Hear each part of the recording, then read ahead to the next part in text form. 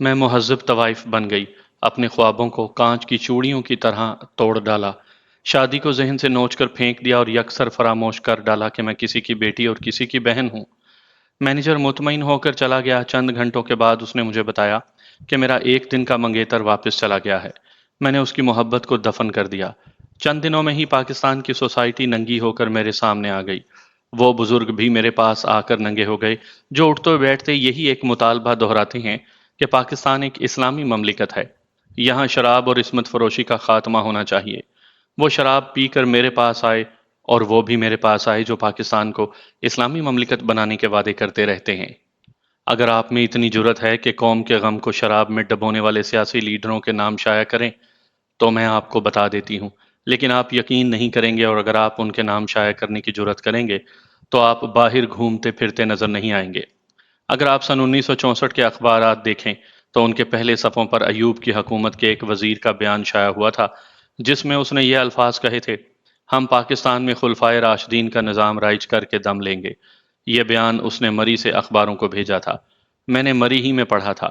اسی رات اس کی فرمائش پر کہ تازہ مال چاہیے، میں اس کے کمرے میں گئی تھی اور اس وقت وہاں سے واپس آئی تھی جب شراب اور نیند نے اسے بے ہوش کر دیا تھا۔ میں اس سے یہ نہ پوچھ سکی: جناب، کیا خلفائے راشدین کے نظام میں یہی کچھ ہوتا ہے؟ یہ صرف ایک مثال ہے۔ اگر میں آپ کو ہر اس آدمی کے متعلق بتانے لگوں جو میرے پاس آتے رہے اور اب بھی آتے ہیں تو آپ یقین نہیں کریں گے۔ کیا آپ یقین کریں گے کہ پاکستان میں قرآنی نظام لانے والے دو مذہبی لیڈر میرے مستقل گاہک ہیں؟ مجھے پاکستان کی مخلوق پر ترس آتا ہے جو ان کے نام پر زندہ باد کے نعرے لگاتی ہے اور اپنی قسمت ان بیانوں اور تقریروں سے وابستہ رکھتی ہے۔ ذرا تصور فرمائیں کہ یہ سوشلسٹ اور کمیونسٹ لیڈر پاکستان کو سرمایہ داری کے نظام سے نجات دلائیں گے جو میرے ہاتھ سے شراب پیتے ہیں اور دولت لٹاتے پھرتے ہیں۔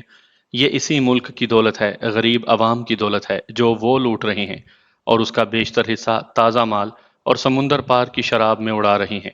کشمیر کو بزور شمشیر آزاد کروانے والوں نے بھی میرے ہاتھ سے شراب پی اور رات میرے ساتھ گزاری ہے، بلکہ کئی راتیں میرے ساتھ گزاری ہیں۔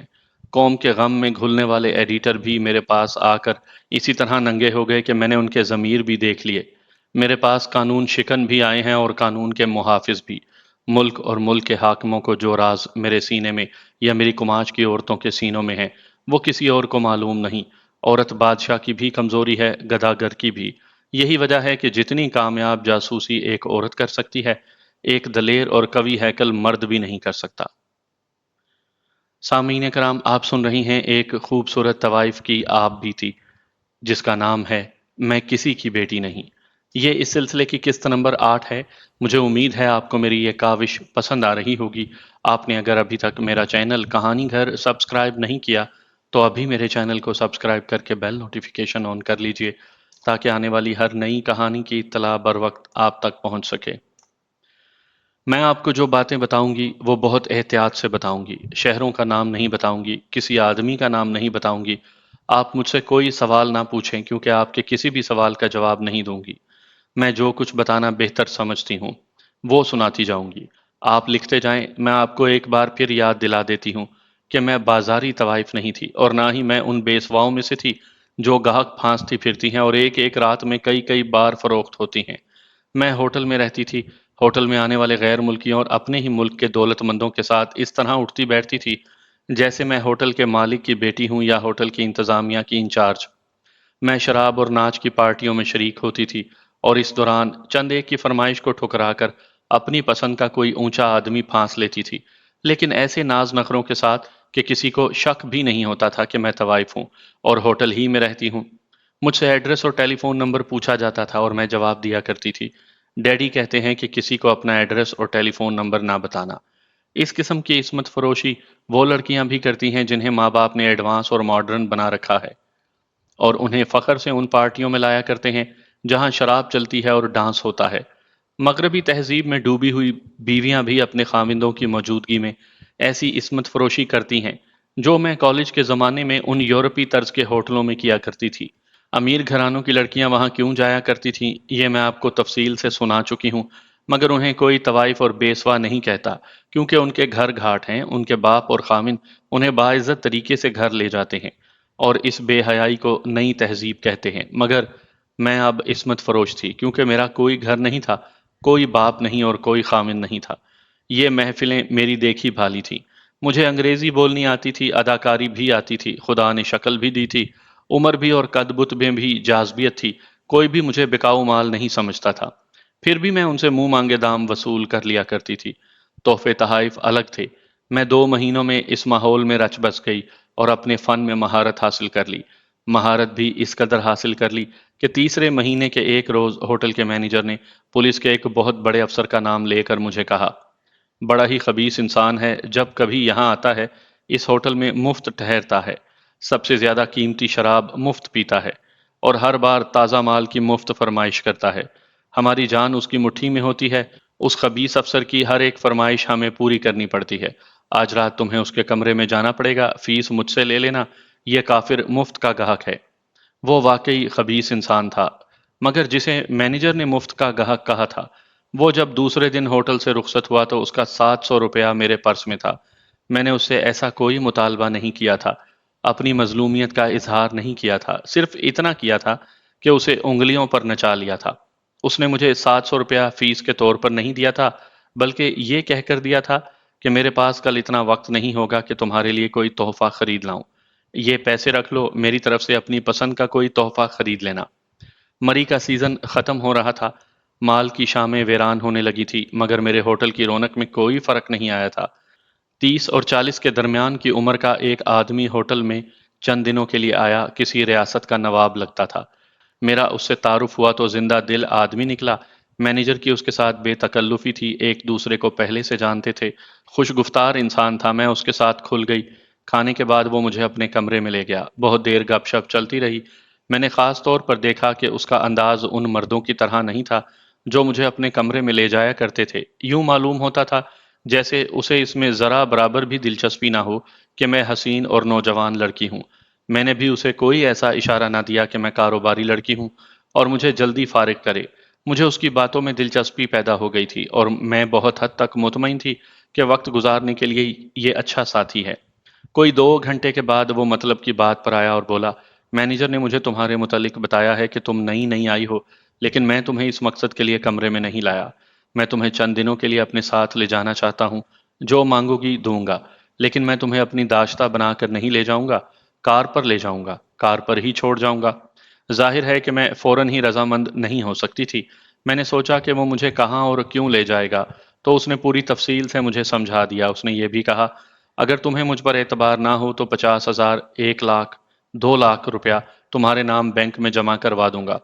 میں نے اس کی ضرورت سمجھ لی اور کسی نقد ضمانت کے بغیر اس کے ساتھ جانے کے لیے تیار ہو گئی۔ اس کا کام مختصراً یہ تھا کہ وہ نامی گرامی سمگلر تھا۔ اس کا مال، جس کی مالیت 25 لاکھ سے زیادہ تھی اور جس سے اس نے پاکستان میں 40 لاکھ روپیہ کمانا تھا، ایک جگہ رکا ہوا تھا۔ مجھے پہلی بار معلوم ہوا کہ اسمگلنگ صرف افسر کے ہی تعاون سے نہیں ہوتی، بلکہ اسمگلروں کو وزیروں کی پشت پناہی بھی حاصل ہوتی ہے۔ کبھی کبھی ان کا آپس میں حصے پر جھگڑا بھی ہو جاتا ہے تو اسمگلروں کی جان پر بن جاتی ہے۔ وہ چونکہ مجرم ہوتا ہے اس لیے اسے گرفتاری کا ڈر ہوتا ہے۔ اس اسمگلر کے سامنے بھی یہی مشکل پیش آ گئی تھی۔ جھگڑا یہ تھا کہ اس کا 20 لاکھ کا مال اپنی سرحد کے باہر ہی ہندوستان میں پکڑا گیا تھا، مگر پاکستان کا ایک بہت بڑا افسر جو اس کا حصے دار تھا کہتا تھا کہ وہ اسے دھوکہ دے رہا ہے کہ مال ہندوستان میں پکڑا گیا ہے۔ اس اسمگلر نے مجھے بتایا کہ افسر پولیس کا بہت بڑا افسر ہے۔ اس نے اسمگلر کو دھمکی بھی دی ہے کہ مال کا حصہ ادا کرو، پھر اس مال کا پیشگی حصہ دو، ورنہ مال سرحد سے اس طرف نہیں آئے گا۔ مال خطرناک جگہ پڑا تھا۔ یہ اسمگلر مجھے رشوت کے طور پر اس افسر کے پاس بھیجنا چاہتا تھا۔ اس نے مجھے بتایا کہ عورت اس کی بہت بڑی کمزوری ہے، مگر کوئی عورت اسے رام نہیں کر سکتی۔ میں تمہیں پچھلے 4 دنوں سے دیکھ رہا ہوں، اسمگلر نے مجھے کہا۔ تم میں مجھے وہ جادو نظر آیا ہے جو اس شیطان کو شیشے میں اتار سکتا ہے۔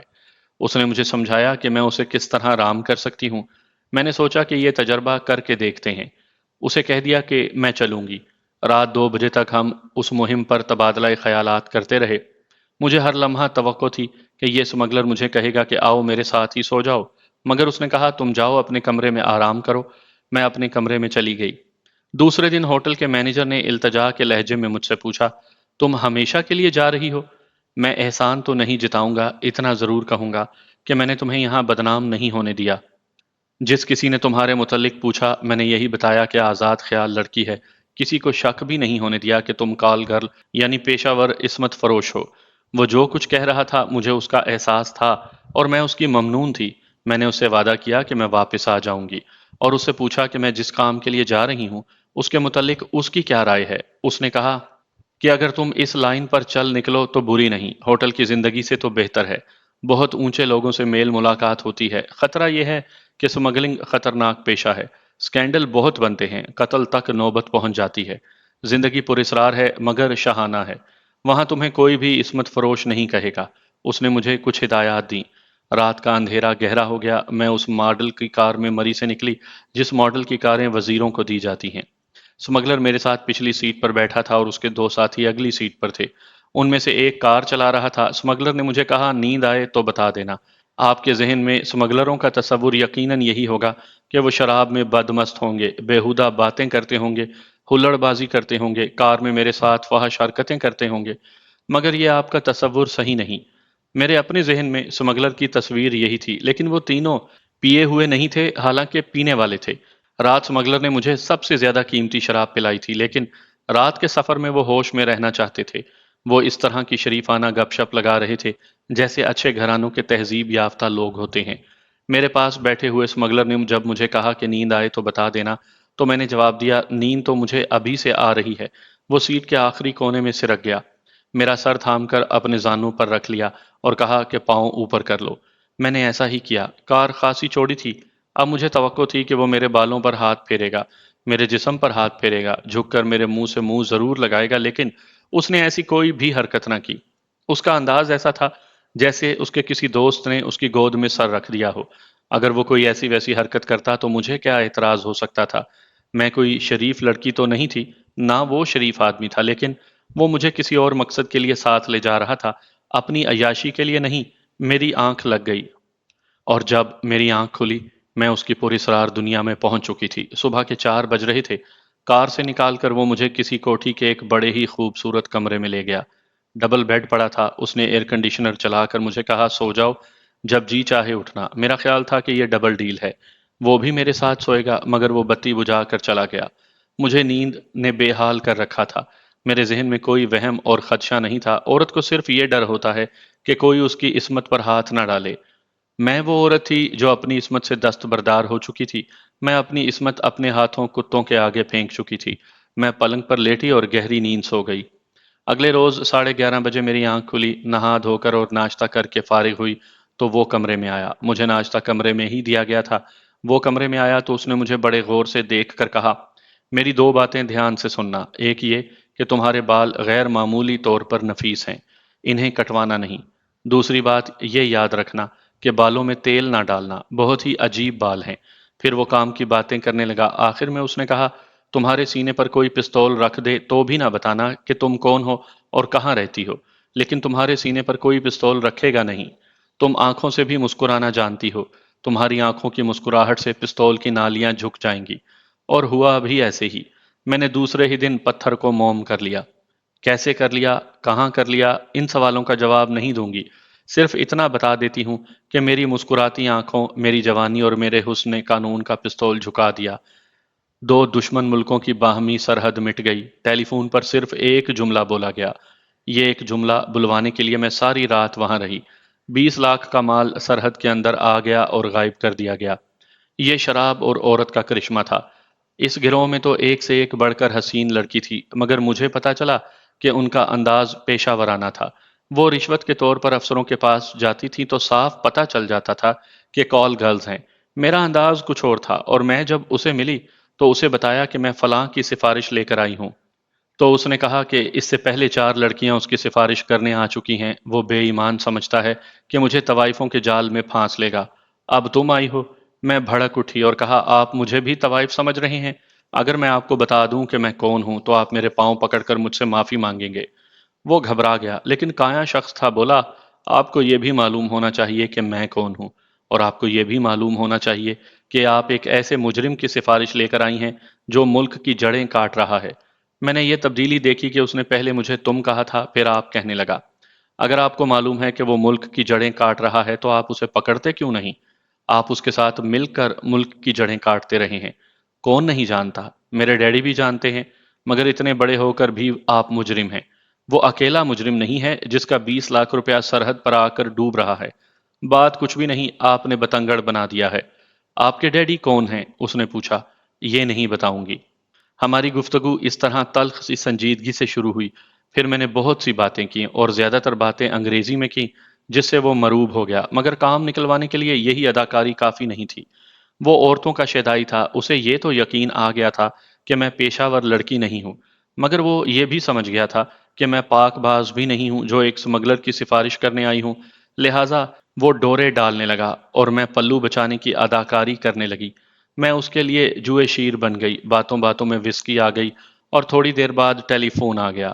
اسے آنے دو۔ یہ ٹیلی فون جس شرط پر ہوا وہ میں نے پوری کر دی، مگر ساتھ یہ دھمکی بھی دی، اس اسمگلر بادشاہ سے ذکر نہ کرنا ورنہ وہ تمہیں گولی مروا دے گا۔ ملک کا مفاد اس میں تھا کہ اس بڑے افسر کے اعصاب لوہے کی طرح مضبوط ہوتے اور ایمان لوہے سے زیادہ مضبوط ہوتا، مگر ایک لڑکی کے سامنے وہ ریت کی ڈھیری بن گیا۔ اس کامیابی نے میرا حوصلہ اتنا بڑھایا کہ میں نے اسی اسمگلر کے ساتھ رہنے کا فیصلہ کر لیا۔ اس نے مجھے اپنے گروہ میں بڑی اونچی اور باعزت حیثیت دے دی۔ میری خوراک اور میرے لباس کا اہتمام شاہانہ تھا۔ میں اب ہر رات طرح طرح کے گاہکوں کے ہاتھوں بکنے والی طوائف نہیں تھی، بڑے اونچے رتبے کے لوگوں سے ملنے کا موقع ملتا تھا۔ سرکاری اور غیر سرکاری پارٹیوں کے دعوت نامے آتے تھے۔ میں ایک صاحب حیثیت آدمی کی مسز تھی، یعنی میرا ایک خامن بھی تھا برائے نام، مگر میں وہاں اکیلی نہیں تھی۔ مجھ جیسی کئی لڑکیاں اور 30 سے 35 سال کی عمر تک کی عورتیں مختلف گروہوں سے تعلق رکھتی تھیں۔ ہم سب پیشہ ور تھی، مگر مسز فلاں اور مسز فلاں کہلاتی تھیں۔ یہ سلسلہ ابھی تک چل رہا ہے۔ لڑکیاں شراب، بدکاری اور شب بیداری سے وقت سے بہت پہلے بوڑھی ہو کر گمنامی میں گم ہوتی جا رہی ہیں اور ان کی جگہ نئی لڑکیاں آ رہی ہیں۔ میں ایک مدت گزری اس گروہ سے نکل آئی ہوں، مگر وہاں کوئی خلا اور کوئی کمی واقع نہیں ہوئی۔ کسی مجھ سے زیادہ خوبصورت لڑکی نے میری جگہ لے لی ہوگی۔ پاکستان کی سرزمین مجرم خیز ہے۔ میں کسی سمگلر کی نشاندہی نہیں کرنا چاہتی۔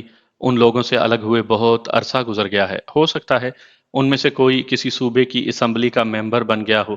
میں آپ کو یہ تفصیلات بھی نہیں سنانا چاہتی کہ سمگلنگ کس طرح ہوتی ہے اور اس میں لڑکیاں کس طرح استعمال کی جاتی ہیں۔ اپنا ایک واقعہ آپ کو سنا دیا ہے۔ اس کی روشنی میں آپ کے سامنے اس جرم کی واضح تصویر آ جانی چاہیے، اور یہ تو آپ کو بتا چکی ہوں کہ سمگلنگ اکیلا جرائم پیشہ فرد یا گروہ نہیں کرتا، نہ کر سکتا ہے۔ ان لوگوں کے ساتھ سرکاری مشینری کے بڑے ہی اہم کل پرزے کام کرتے ہیں۔ کئی بار ایسے ہوا کہ کوئی سمگلر سامان سمیت پکڑا گیا، اسے حوالات میں بھی بند کر دیا گیا، مگر کسی وزیر یا کسی بڑے افسر کا فون آ گیا کہ اسے چھوڑ دو، لہٰذا اسے نہ صرف چھوڑ دیا گیا بلکہ نہایت احترام سے اسے رخصت کیا گیا اور اس کا سامان جہاں اس نے کہا وہاں پہنچا دیا گیا۔ پولیس کے تھانے دار کسی سمگلر کو ہاتھ ڈالنے کی جرت ہی نہیں کرتے۔ ان بیچاروں کو تو اپنی نوکری کا فکر ہوتا ہے۔ سمگلر کوئی جن بھوت نہیں ہوتے، بالکل آپ کی طرح کے انسان ہوتے ہیں۔ ان کی ساری قوت اور دولت مجھ جیسی دلکش لڑکیوں میں ہوتی ہے۔ یہی دو چیزیں پتھر جیسے انسان کو موم کر دیتی ہیں۔ ذرا تصور فرمائیں کہ آپ کو گھر بیٹھے ایک حسین لڑکی اور 20,000 کا چیک مل جائے تو آپ کیا کریں گے؟ آپ کے ذہن سے دین اور ایمان آپ کو بتائے بغیر نکل جائے گا، اور ذرا آپ اپنے آپ کو اس پوزیشن میں لائیں۔ میں آپ کی بیوی کے لیے عرب کے خالص سونے کا ہار اور آپ کے لیے رولیکس کی 3,000 روپے کی گھڑی تحفہ لاتی ہوں، اور اپنے ساتھ ہوٹل کے کمرے میں رات گزارنے کی دعوت بھی دیتی ہوں، تو آپ کیا کریں گے؟ آپ سر کے بل ہو کر مجھے اور میرے تحفوں کو قبول کریں گے۔ وزیر، ان کے محکموں کے سیکرٹری اور افسر پتھر تو نہیں ہوتے۔ سمگلر ان کی کمزوریوں اور ان کی نفسیات کو بڑی اچھی طرح سمجھتے ہیں۔ یہی سمگلروں کی قوت ہے۔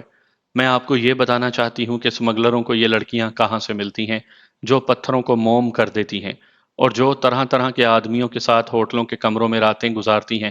میں اس سوال کا جواب تفصیل سے دینا چاہتی ہوں، کیونکہ اپنی کہانی سنانے سے میرا مقصد ہی یہی ہے کہ والدین اور سوسائٹی کو بتا دوں کہ اصل مجرم وہ نہیں جو جرم کرتے ہیں، مجرم وہ ہیں جو مجرم پیدا کرتے ہیں۔ یہ جرم والدین اور سوسائٹی کا ہے۔ قانون شکنی کی زمین دوز دنیا میں ایک تو مجھ جیسی لڑکیاں جاتی ہیں۔ میں نے آپ کو اپنا سارا پس منظر بتا دیا ہے۔ اس پس منظر میں پرورش پانے والی لڑکیاں اعلیٰ قسم کی طوائفیں بنتی ہیں، بلیک میلنگ کے لیے استعمال ہوتی ہیں یا سمگلروں کے گروہوں میں چلی جاتی ہیں، یا پھر دشمن ممالک انہیں جاسوسی کے لیے استعمال کرتے ہیں۔ ان ممالک میں ہندوستان، امریکہ اور روس خاص طور پر قابل ذکر ہیں۔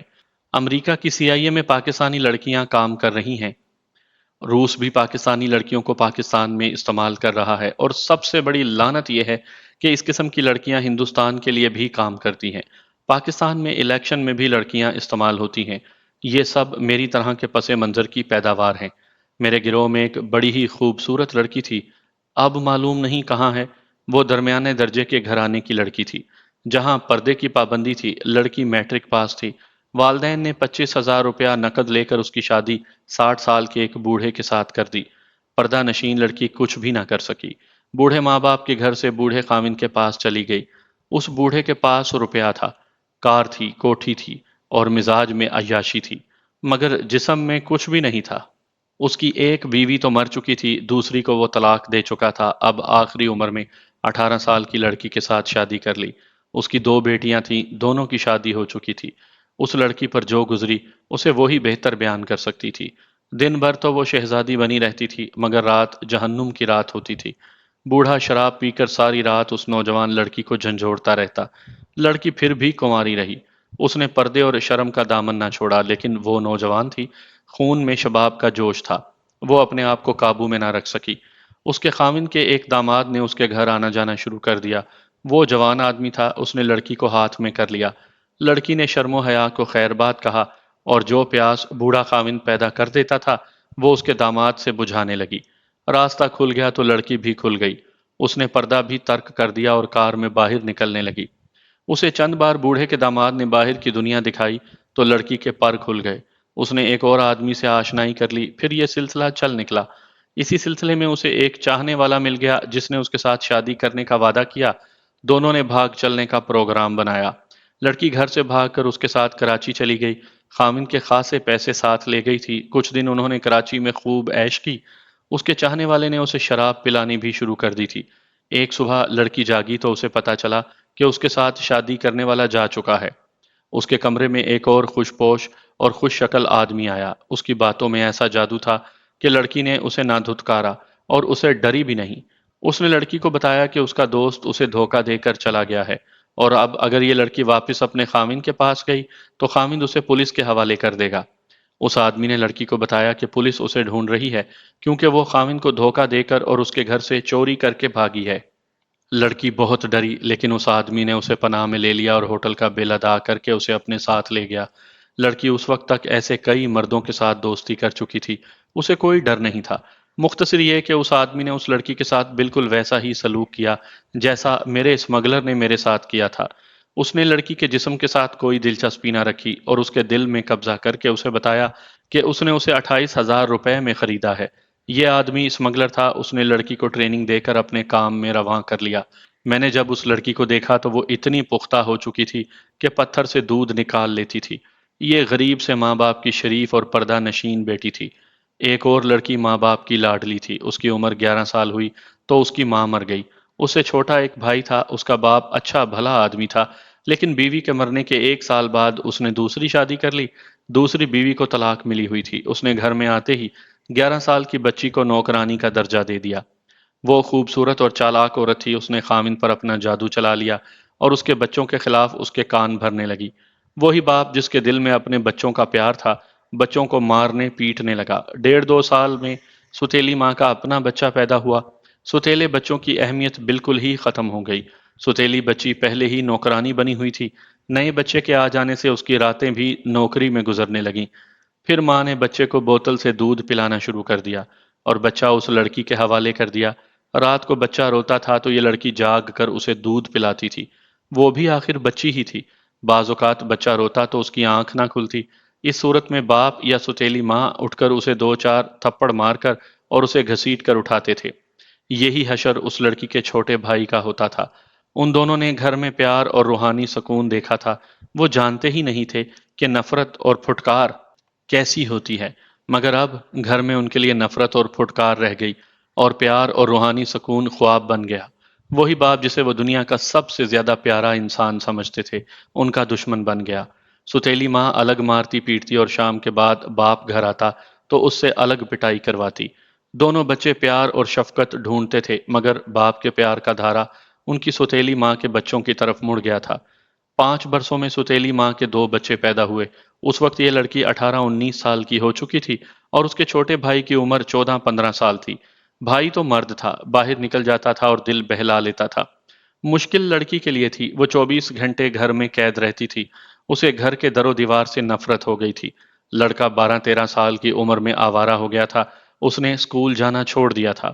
15 سال کی عمر میں وہ گھر سے بھاگ گیا، پھر کبھی نظر نہیں آیا۔ لڑکی نے 13 سال کی عمر میں پیار کا ذریعہ پیدا کر لیا تھا۔ یہ اس کے پڑوس کا ایک لڑکا تھا جس کی عمر 13-14 سال تھی۔ دوپہر کے وقت جب ستیلی ماں کمرے میں سو جاتی تھی تو لڑکی چھت پر چلی جاتی۔ یہ لڑکا ساتھ والے مکان میں رہتا تھا، وہ اپنی چھت پر آ کر اس طرف آ جاتا۔ چھت پر بند برساتی بنی ہوئی تھی، وہاں وہ محبت کا کھیل کھیلتے اور میاں بیوی بن جاتے۔ لڑکی کو تھوڑی سی دیر کے لیے عجیب سی لذت ملتی۔ ستیلی ماں کے جہنم میں اس لڑکے کے ساتھ جنسی کھیل کھیل کر وہ اس جہنم کی اذیت کو بھول جاتی تھی۔ پھر وہ بڑی ہو گئی، وہ لڑکا بھی جوان ہو گیا۔ اب وہ کوٹھے کی برساتی پر نہیں مل سکتے تھے، اپنے اپنے کوٹھے پر کھڑے ایک دوسرے کو دیکھ لیتے تھے۔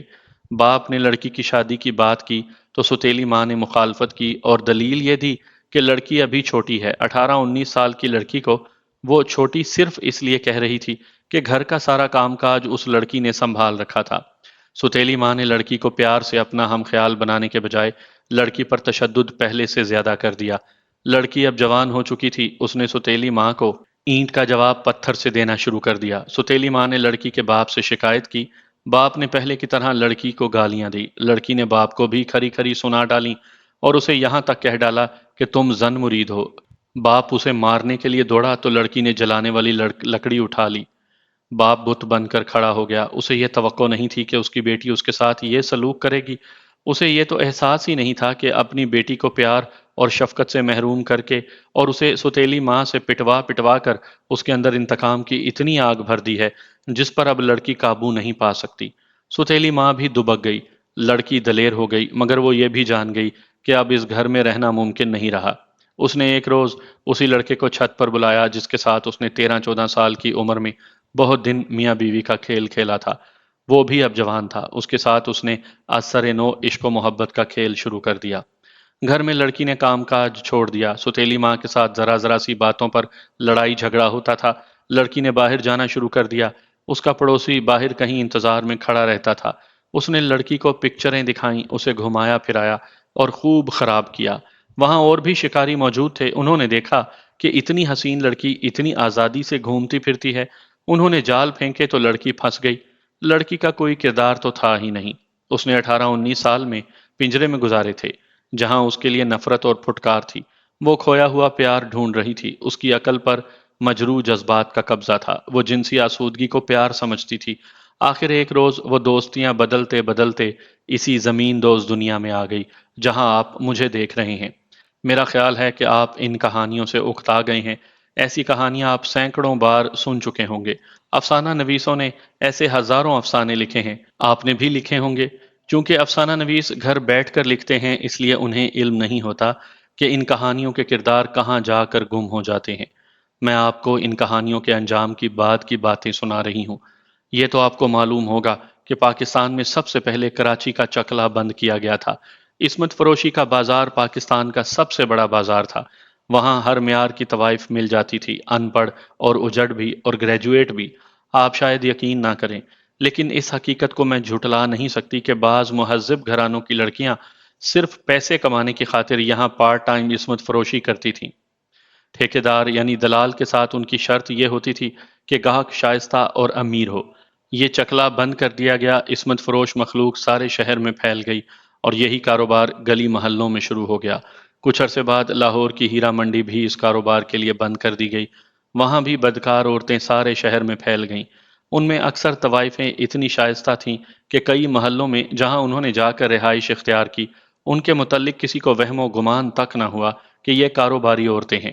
ان میں جوان لڑکیاں بھی تھیں اور ان میں تعلیم یافتہ لڑکیاں بھی تھیں۔ انہوں نے شریف گھرانوں کی لڑکیوں کو سہیلیاں بنا کر انہیں اپنے راستے پر چلا لیا اور عصمت فروشی کے کاروبار میں خوب اضافہ کیا۔ میرے گروہ کی ایک لڑکی کا قصہ چار دیواری کی دنیا کا ایک اور مسئلہ ہے۔ یہ لڑکی مستریوں ترکھانوں کے خاندان کی تھی۔ اس کے والدین نے اپنا معیار برادری میں بلند کرنے کے لیے لڑکی کو BA تک تعلیم دلائی۔ شادی کا وقت آیا تو ماں باپ نے برادری کے رشتے یہ کہہ کر ٹھکرا دیے کہ لڑکی گریجویٹ ہے، معمولی گھرانے میں رشتہ نہیں دیں گے۔